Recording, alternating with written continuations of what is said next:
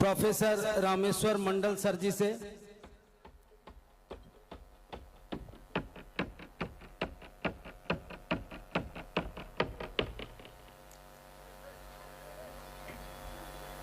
इनके लिए निर्धारित विषय है शिव शिष्यता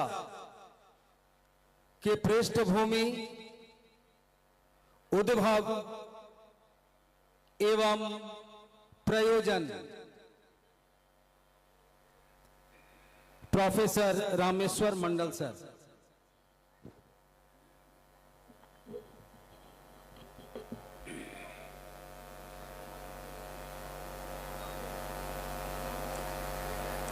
अपने गुरु भगवान शिव के चरणों में प्रणाम प्रणाम निवेदित है। इस कालखंड के प्रथम शिव शिष्य साहब श्री हरिंद्रानंद जी और इस कालखंड की प्रथम शिव शिष्या हम सबों की शक्ति स्वरूपा दीदी नीलम आनंद के चरणों में, यहाँ उपस्थित आप सभी भाई बहनों के चरणों में मेरा सादर प्रणाम निवेदित है।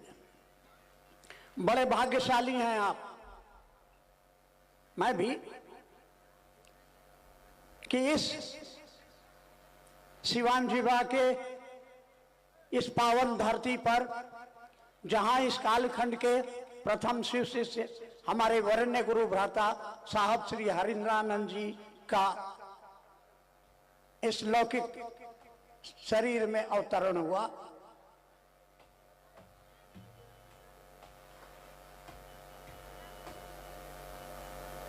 बड़े कमाल की बात है। मैं जब पैदा हुआ था तो गांव में आग लग गई थी, सब जल गया था, रोशनी वहां भी हुई थी। साहब पैदा हुए थे अमावस्या, आधी अंधेरी रात, लेकिन तिथि बदल गई और उस दिन पूरे विश्व में दिवाली मनाई गई थी।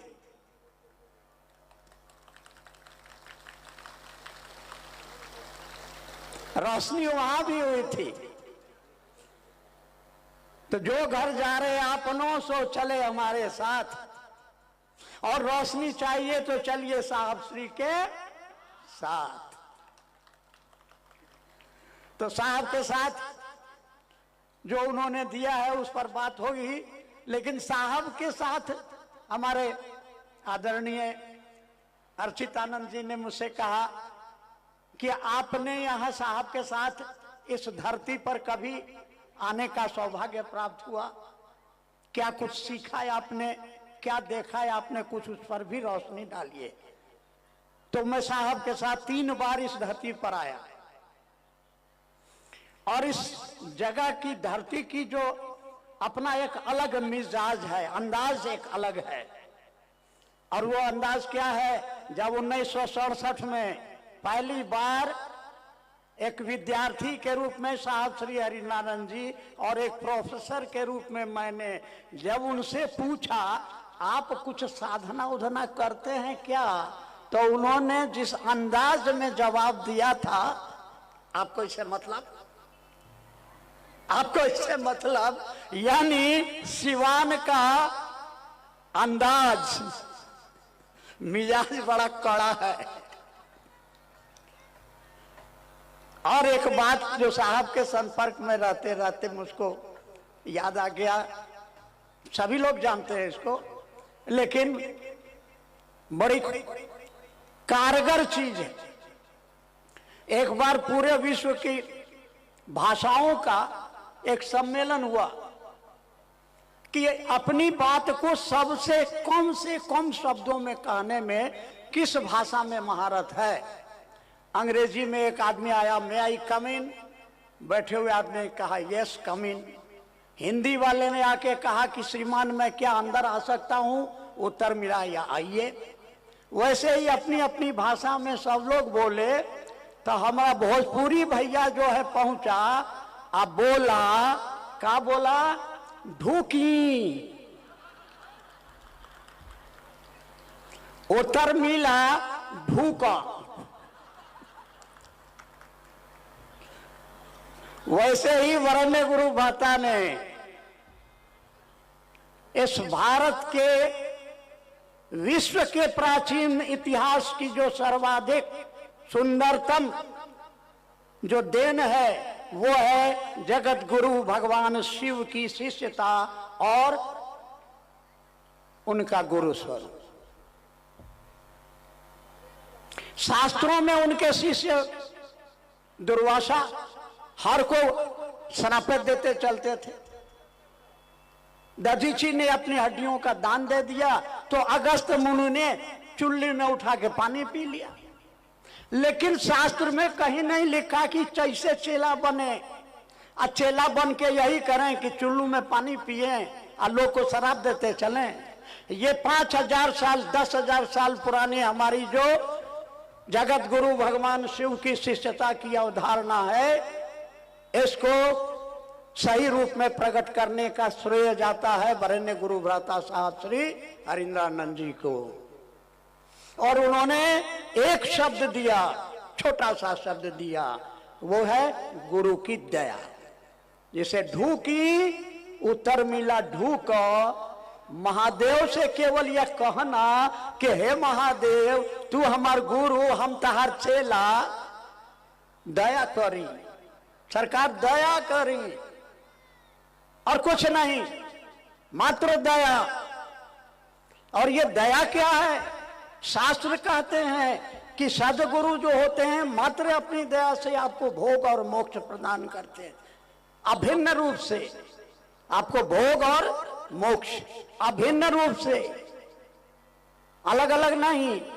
आपको भोग भी मिलेगा, वो भोगाधिपति हैं, आपको भोग देंगे, सम्मान देंगे और आपके जीवन में भोग है, आपके जीवन में मोक्ष है। आपने बहुत कुछ छोड़ा है। क्या छोड़ा है? आज प्रातः बेला में नींद टूटी, मैं बरखा दी के रूम में पहुंचा। रात में जो है 11 बज रहा था तो मेरे साथ में राजेश जी मेरे कमरे में मेरे साथ सोए थे। 11 बज गया, पता लगाया कि भाई अभी तक दिखाई नहीं दे रहे हैं। तो पता चला कि कुछ गुरु भाई चर्चा स्थल पर गए हैं यह देखने के लिए कि आने वाले हमारे गुरु भाई गुरु बहनों के लिए रहने की क्या व्यवस्था है। चलिए, वरेण्य गुरु भ्राता के साथ रहते रहते मैंने भी सीखा, मन ही मन अपने महादेव से दया की याचना की कि इस ठंड भरी रात में, इस वीराने में जहां चर्चा स्थल है, मैंने शाम को सुना था, मेरी कानों में आवाज आई थी, हमारे बाहर से आने वाले नेपाल से, उत्तर प्रदेश से, बंगाल से, उड़ीसा से, झारखंड से आने वाले बहुत सारे गुरु भाई बहनों ने कहा कि रहने की कोई व्यवस्था नहीं है, कोई बात नहीं, हम लोग पंडाल में जाके रात भर रहेंगे, ठंड है तो क्या है। ये दीवानगी है। और हमने बरखा जी के रूम में जाकर के एक वाक्य कहा था, बरखा जी हंसी भी थी। बहुत कुछ क्रिया प्रतिक्रिया हमारे आपके मन में भी होती है। क्या प्यार अंधा होता है? प्यार अंधा होता है। प्यार में अपने प्रिय के लिए कुछ भी करने के लिए आदमी तैयार होता है। वो सुनने के लिए तैयार ही नहीं होगा, कोई गलत बात सुनने के लिए तैयार नहीं। लाख माँ को कोई कहे कि तुम्हारा बेटा गड़बड़ है, माँ विश्वास करेगी ही नहीं। ये प्यार हमारे आपके अंदर में महादेव ने हमारे वरेण्य गुरु भ्राता और साहब दीदी के माध्यम से पैदा किया। और इसका प्रत्यक्ष प्रमाण हमारे यहाँ के हमारे जो गुरु भाई गुरु बहन हैं, यहाँ के जो स्थानीय निवासी जो आसपास के हैं, उन्होंने अपने घर खोल दिए हैं। उन्होंने आपको हमारे गुरु भाई बहनों को रहने के लिए और खाने की व्यवस्था की। पता चला कि एक ट्रक पुआल कोई लेकर के आया कि यहाँ जो रात में लोग सोएंगे उनको दिक्कत होगी, तो उनके आराम के लिए लेकर के आए। यह साहब श्री हरिरानंद जी की और दीदी नीलम आनंद की देन है, क्योंकि ये शिव गुरु की शिष्यता तंत्र है। और तंत्र क्या है? प्यार और समर्पण है। प्यार क्या है? राम करे ऐसा हो जाए, मेरी निंदिया तुम्हें लग जाए, मैं जागूं तू सो जाए। ये दिखा, इस गांव में दिखा, यहां के लोगों में दिखा, आप में दिख रहा है कि आप इतने कष्ट उठा करके यहाँ आए हैं। आपकी उपस्थिति इस बात का प्रमाण है कि आपके मन में कहीं ना कहीं कुछ क्या हुआ है? क्या हुआ है? अरे प्यार हुआ है, तब ना आप यहाँ आए हैं। क्यों आए हैं? उस जगह को देखने आए हैं जहां हमारे प्राणों से भी प्यारे साहब श्री हरिरानंद जी ने जन्म लिया था। इस धरती को देखने आए थे जहां ये ऊर्जा पैदा हुई थी, ताकि हमारे अंदर में भी वो प्यार, वो समर्पण पैदा हो सके, वो समर्पण पैदा हो सके, और हम और आप मिलकर के इस धरती के साहब श्री हरिरानंद जी और नीलम दीदी की तरह से एक एक व्यक्ति के दिलों में शिव की शिष्यता का दिया जला सके, तो हमारा आपका जीवन सार्थक होगा। क्या करना होगा? इसके लिए साहब ने अपनी जिंदगी में अनुभव को लिखित रूप से हमारे आपके बीच में रख दिया। उस पुस्तक का नाम है आओ चलें शिव की ओर। एक पुस्तक और आपके बीच आई है जो उन्हीं की सुपुत्री अर्चिता आनंद उर्फ लवली ने लिखा, अनमिल आखर, जिसमें आपको साहब श्री के जीवन के उस संघर्ष की पूरी कहानी मिलेगी, जिनको झेलते हुए उन्होंने भगवान शिव को अपना गुरु बनाया, और जो उन्होंने पाया बड़ी ईमानदारी से उन्होंने लिख दिया, ताकि कोई आपको उल्टा सीधा नहीं समझा सके। आप पढ़िए इस किताब को। उन्होंने पहले से ही देख लिया था कि मेरे शरीर छोड़ने के बाद में क्या होगा और आपको क्या करना है। आप समझाएं, नहीं माने, साहब ने लिखा कि छोड़ दें। साहब ने लिखा आध्यात्म की दुनिया में अकड़ और अहंकार बाधक है, अपने को छोटा समझो। साहब ने लिखा कि जो एहसान फरामोश है, जो कृतज्ञ है, अगर किसी ने एक गिलास पानी भी हमको पिलाया है तो उसके प्रति हम कृतज्ञ हैं। हम उसके खिलाफ नहीं बोलेंगे, हम उसका नुकसान नहीं करेंगे, चाहे जान की बाजी लगानी पड़े। तो अगर कोई व्यक्ति कृतज्ञ है वो आध्यात्मिक नहीं हो सकता है। और अंत में साहब ने लिख दिया, वह शिव का शिष्य तो कदापि नहीं होगा। इसलिए भैया, हमारी माताएं बहनें जो भी यहाँ उपस्थित हैं, हम दुनिया को यह संदेशा देंगे, हम कृतज्ञ नहीं हैं। हमारे वरण्य गुरु भ्राता साहब ने हाथ पकड़ करके हमको जो रास्ता दिखाया है, उस रास्ते पर बड़ी ईमानदारी से हम चलेंगे। और हमारी दीदी नीलम आनंद ने कहा कि आप ईमानदारी से इस काम को करें। किस काम को? लोगों के दिलों तक भगवान शिव मेरे गुरु हैं, आपके भी गुरु हो सकते हैं। इसको व्यापार मत बनाइए, इसको आप अपने लिए उपयोग मत कीजिए। लोगों को सही दिशा दिखलाइए, लोगों के जीवन में खुशियां बिखेरें, लोगों का जीवन शिवमय हो, मंगलमय हो।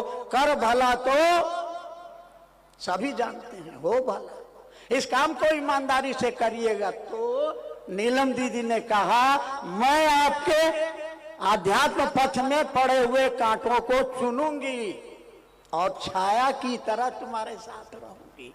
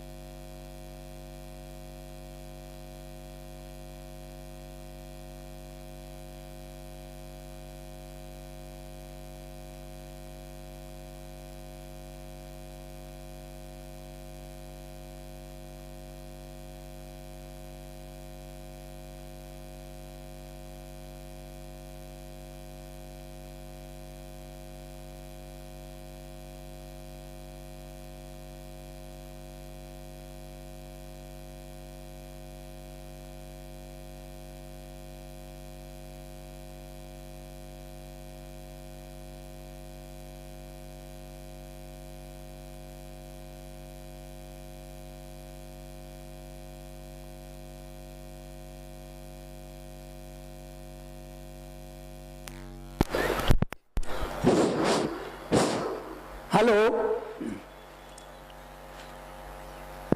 मैं इतना ही कहना चाहूंगा जो साहब ने संदेश दिया है, मैं और मेरा महादेव जिंदाबाद, फिक्र नॉट, मिजाज आप।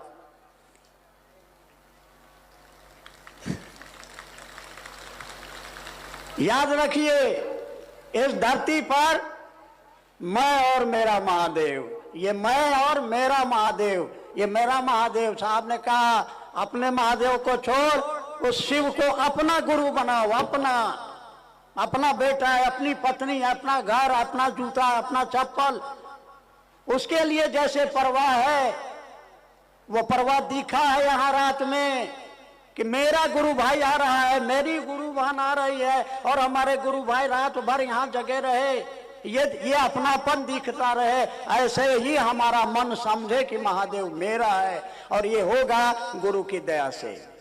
कैसा है महादेव? मैंने साहब से पूछा था और साहब ने कहा था कि मेरा महादेव सड़ा हुआ मांस का लोथड़ा है, तो क्या करें, फेंक दें? अरे जैसा है मेरा है, इस भाव को याद रखिए। मेरा महादेव जैसा है।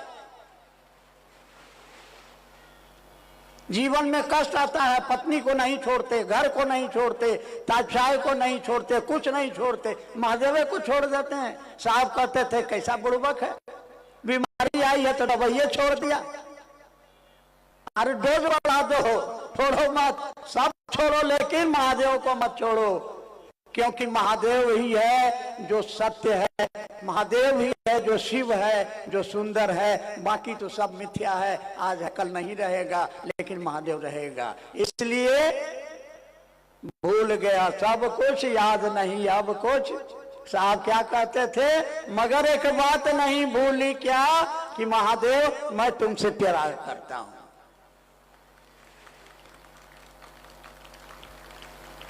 और आप सभी के अंदर में, साहब ने कहा कि सृष्टि के कण कण में सृजन, पालन और संहार की क्रिया चल रही है, वैसे ही सृष्टि के कण कण में जगत गुरु की दया बह रही है। जरूरत है अपना शिष्य भाव देने की। चारों ओर बिजली का तार फैला हुआ है, टोका फिसाइए, आपके घर भी रोशनी होगी। कहीं जाने की जरूरत नहीं है, जरूरत है टोका फंसाने की, जरूरत है कहने की। प्रतिदिन यह मूक संवाद गुरु को करिए, कहिए, क्या कहिए, हे शिव आप मेरे गुरु हैं, मैं आपका शिष्य हूं या शिष्या हूं, मुझ पर दया कीजिए। ये प्रतिदिन कहिए, ईमानदारी से कहिए दूसरों को, शिष्य भाव जागरण करने के लिए कि शिव मेरे गुरु हैं, भैया दीदी आपके भी हो सकते हैं। और प्रणाम करिए अपने गुरु को। कैसा गुरु है आपका, कौन है गुरु आपका? नीलम दीदी ने कहा, देवों का देव महादेव मेरे गुरुदेव, मंत्रदाता गुरुदेव, तंत्रदाता गुरुदेव, मुक्तिदाता गुरुदेव, भक्तिदाता गुरुदेव, मेरे गुरुदेव। मेरा महादेव कैसा है? वो मंत्र का देने वाला है, तंत्र को देने वाला है, उसको हम प्रणाम करते हैं। तो प्रणाम करिए, ये 3 काम रोज करिए। आपके जीवन की दशा और दिशा गुरु की दया और साहब दीदी के आशीर्वाद से बदली है, बदलती जाएगी। और हम लोग साहब दीदी के संकल्प की दुनिया के एक एक व्यक्ति के दिलों में शिव की शिष्यता का दिया चलाएंगे। इस दिशा में मनसा वाचा कर्मणा प्रयास करेंगे, गुरु की दया से, साहब दीदी के आशीर्वाद से। हम और आप भी करते चलेंगे, ऐसा आश्वासन है, उम्मीद है।